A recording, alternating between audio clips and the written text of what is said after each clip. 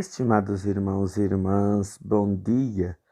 Vamos a mais um evangelho nessa 33ª semana do tempo comum, celebrando hoje os santos Roque, Afonso e João, presbíteros e mártires. O Senhor esteja convosco, Ele está no meio de nós. Proclamação do Evangelho de Jesus Cristo segundo Lucas. Glória a vós, Senhor. Naquele tempo, Jesus entrou no templo e começou a expulsar os vendedores e disse: Está escrito, minha casa será casa de oração. No entanto, vós fizestes dela um antro de ladrões. Jesus ensinava todos os dias no templo.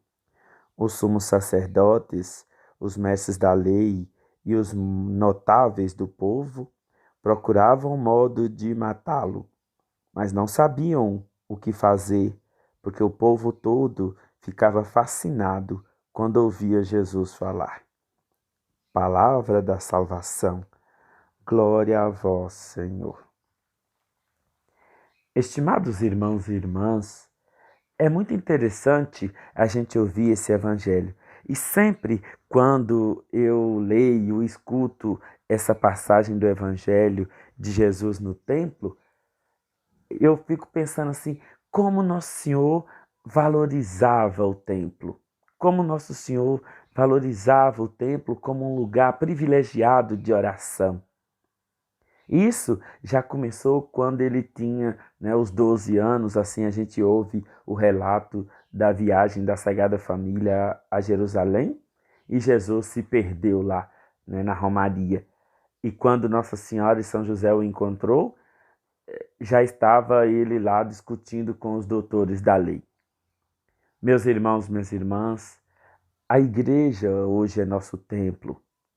Nós precisamos redescobrir a necessidade de ir à igreja rezar, de fazer da igreja um lugar de oração, de irmos encontrar com os nossos irmãos, encontrarmos com Deus Nosso Senhor, fazermos da igreja um lugar privilegiado para os nossos momentos orantes. Mas, infelizmente, vou dizer para vocês com muita caridade, nós estamos nos acostumando a sermos cômodos, a ficarmos em casa. Ah, não, eu tenho lá na minha casa, eu rezo, graças a Deus eu rezo todo dia, eu tenho minha santinha, minha imagem, eu tenho lá minhas coisas, e eu rezo todo dia lá na minha casa. Tá tudo certo, tá tudo bom, mas a igreja é o lugar privilegiado da oração. A igreja é o lugar privilegiado desse encontro com Deus. E eu vou dizer para vocês com muita caridade, está me tocando muito no meu coração, né? No meu coração está vindo muito forte. Quando Jesus fala, vocês fizeram daqui um covil de ladrões.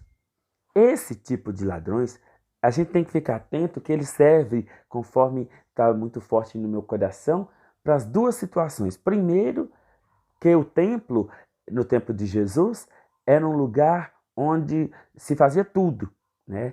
Era um lugar de câmbio. Então, as pessoas iam e lá compravam os animais para o sacrifício, faziam suas ofertas, vendiam e compravam. Tudo era lá no templo, né? Era como se fosse um mercado mesmo, né? E Jesus não aprovou isso de jeito nenhum. E a gente tem que tomar cuidado com isso, porque daqui a pouco, eu vou dizer para vocês ainda com muita caridade, outro dia uma pessoa falou comigo assim, padre, nós vamos fazer uma promoção para ajudar aqui na igreja. Aí o senhor reza a missa e depois da missa a gente faz o evento. Aí, por que tem que rezar a missa? Por que tem que ter a missa? Para atrair o povo. Então, a mentalidade que as pessoas têm de missa, de oração, vocês me perdoem, mas é com muita caridade, né? É errada, é equívoca. As pessoas não podem ir fazer da missa só um momento de, se não tiver a missa, o povo não vai. Então, infelizmente, eles não sabem. Né? Eu disse para eles, infelizmente, eles não sabem o que é compromisso, o que é ajudar, o que é participar, o que é se envolver. Se eu precisar convocar todo mundo para uma missa, e aí eles vindo para a missa, após a missa eu vou vender o que quer que seja lá na porta da igreja, isso aí, então eles não sabem o sentido de se envolver no trabalho, no zelo, no cuidado com a igreja. Então, Jesus criticou essa forma de usar a igreja para poder lucrar, para poder ganhar dinheiro, para poder estar vendendo e comprando coisas nesse sentido. Um outro sentido, e eu acredito que esse também vale a pena a gente levar em consideração, é quando eu vou para a igreja e aí eu não guardo o silêncio. Principalmente nós que somos da frente, né? As equipes de liturgia, tudo, o pessoal que vai cantar, né? Fica ensaiando já minutos antes da missa, pessoas que vão ler, fica caminhando para arriba e para baixo, ou então alguém que leva as crianças e as crianças ficam correndo na igreja, aquela coisa toda ali, e tira. Então, de certa forma, vocês me perdoem, né? Não estou querendo de forma nenhuma julgar e nem condenar ninguém, pelo amor de Deus, mas são ladrões também. São ladrões também. Por quê? Jesus diz: minha casa é uma casa de oração. O que isso significa? De silêncio, de respeito. Não é lugar da gente chegar e aquele barulho, pessoal cantando, outro afinando violão, outro trocando flores lá do altar, outros. Né? Não pode não. Claro, se eu encontro com alguém pela primeira vez, às vezes a igreja também se torna um lugar de encontro e a gente só se encontra uma vez por semana, dependendo da comunidade. Então é muito natural que a gente se cumprimenta, se abraça e ri, e pergunta como é que tá, tudo direitinho, pronto. Mas na maioria das igrejas hoje em dia, né, já tem capela de Santíssimo, então a pessoa não pode, se eu estou vendo a outra lá rezando, então eu tenho que ter profundo respeito para com ela que está ali rezando, né? Porque senão eu roubo dela o direito de rezar, de estar nessa intimidade com Deus. A oração para ela é muito importante naquele momento. E se eu disperso, se eu tiro a atenção delas, eu estou me tornando, né, por assim dizer, um ladrão também, né? Porque eu estou dispersando, estou desviando a atenção daquela pessoa. Então a igreja é um lugar de oração, disse Jesus.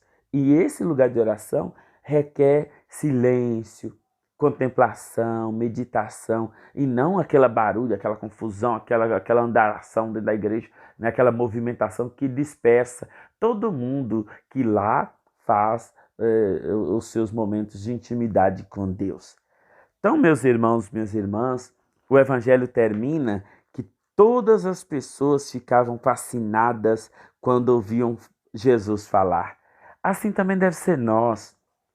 Cada um de nós tem que ficar fascinado com Jesus, ouvindo o nosso Senhor falar, ouvindo o nosso Senhor. E a igreja é o lugar onde Ele fala ao nosso coração pela palavra, pela pregação do Padre. Por isso, vocês me perdoem, mas alongando um pouquinho nossa reflexão, né? A pregação, a homilia, jamais pode ser uma pregação que vai ofender as pessoas.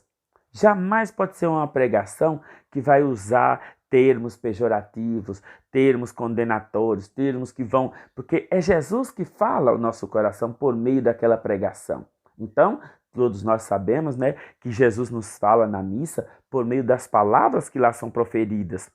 As leituras, mais a homilia. Então, se você vai ter a oportunidade de fazer uma reflexão, uma celebração, assim, você nunca pode usar esse momento para poder repreender alguém, para poder estar criticando questões políticas, questões partidárias, essa coisa toda. Jamais. Nós temos que usar o altar para falar das coisas de Deus. E todos ficavam fascinados com isso, porque quando Deus fala, toca em nós. Claro, eu posso chamar a atenção das pessoas. Olha, vocês estão fazendo isso, não é certo. Vocês estão fazendo aquilo, também não é certo, não é bom. E a palavra de Deus nos orienta para isso. Agora, só porque eu gosto de A e não gosto de B, então eu vou chegar lá no altar e começar a meter a ripa em quem é do lado de B? Não pode ser assim não. Então todos nós temos que pensar que a palavra de Deus, ela tem várias condições de serem usadas para várias situações. mas nunca para humilhar, denegrir, desfazer de quem quer que seja. Não.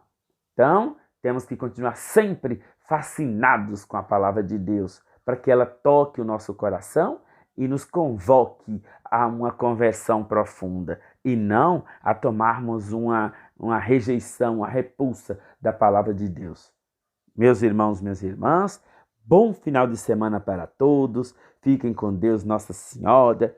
Que Deus, Nosso Senhor, nos abençoe sempre com as graças advindas do céu e com a poderosa intercessão e proteção de Nossa Mãe Santíssima. Bom final de semana para todos. Até segunda, se Deus assim nos permitir.